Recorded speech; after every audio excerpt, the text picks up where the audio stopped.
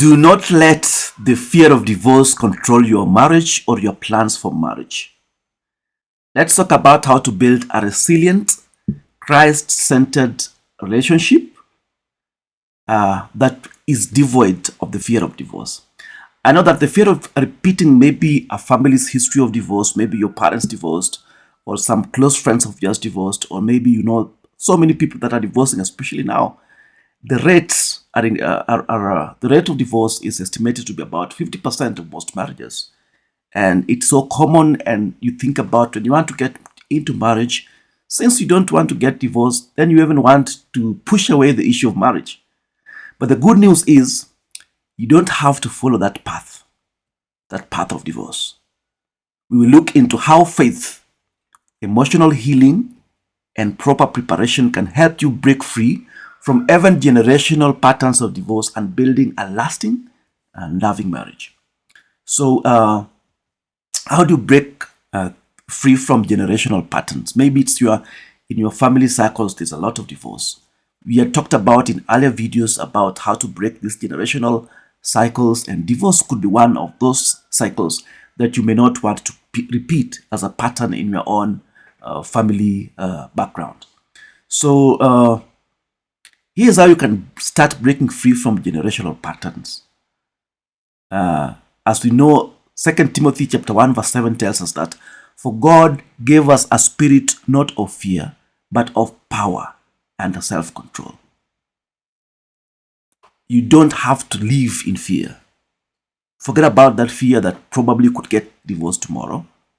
Your marriage can break free from that cycle of divorce, even if your own parents are divorced, even if your close family friends are divorced, even if you see so many of divorce cases around you.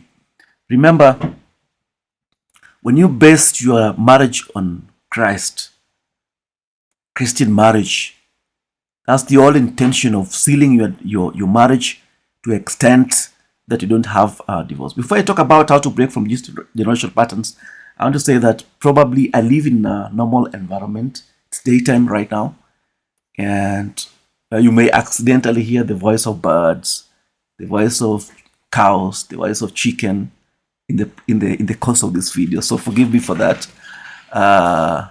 It's my environment. I'm just natural. I'd want to be natural with this as possible. So how can you start breaking free from those generational patterns? Number one is acknowledging the fear. Admit that you have this fear. Bring it into the light. If you make your fear secret, I want to let you know that fear thrives in secrecy. So talk openly about it with your spouse. Yeah.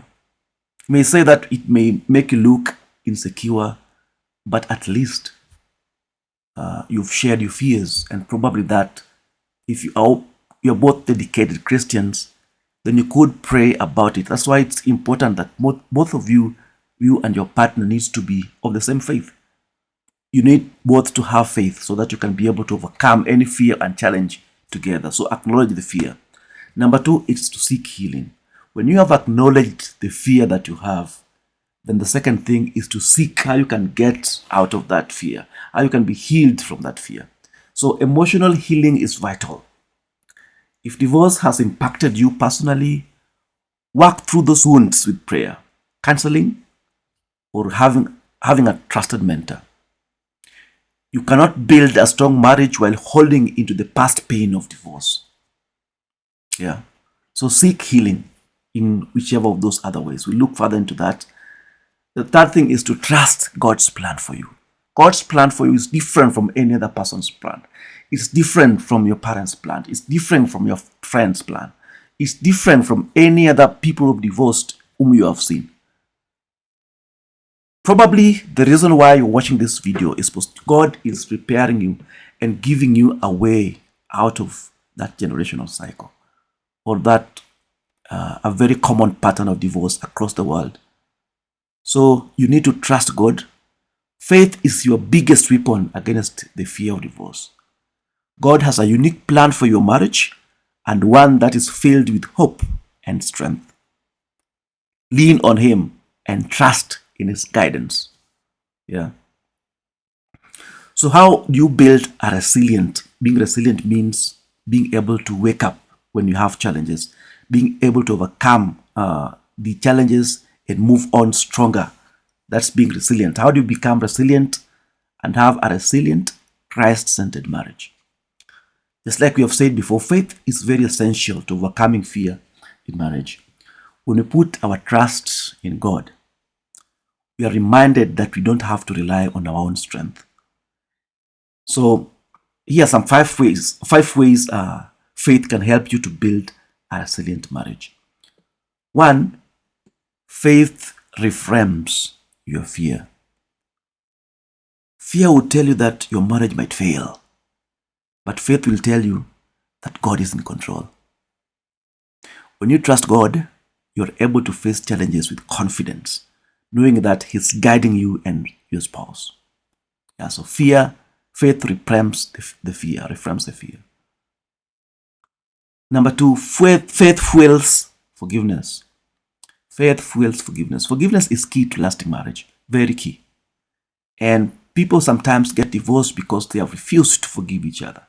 They feel like there's something that has repetitively happened, but they cannot forgive, so they decide to opt for divorce.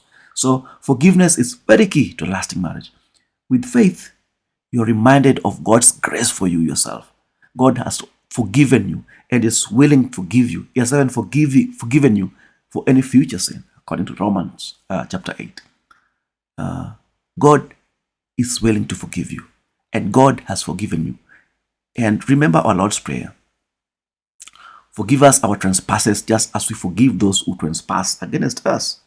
So what it essentially means is that when you want forgiveness from God, you have to forgive others, and that includes your spouse, your girlfriend, your boyfriend, your fiancé. So faith reminds us of God's grace, which helps you to go past all the hurts and heal from mistakes. Third thing is that faith creates hope. Fear often leads to hopelessness, but faith keeps you grounded in hope. No matter what struggles come your way, faith reminds you that your marriage has the potential of growing and thriving through Christ's love. I want to give you some practical tools for overcoming fear and building a lasting marriage. So here are some tools that you can use. Number 1 is open communication. Make it a priority to talk openly and honestly with your spouse.